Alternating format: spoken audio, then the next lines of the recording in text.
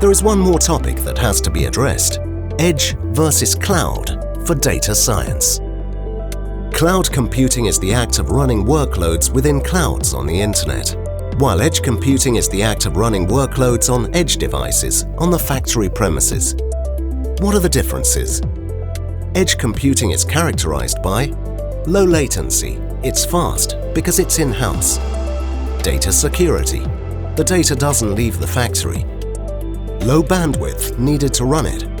Huge scalability options, including a cloud connection.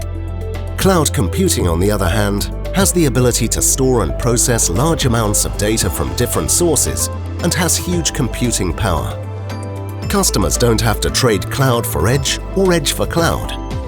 While we believe edge computing is the more suitable technology at the starting point, there is no obstacle to integrate an existing edge install base to a cloud system.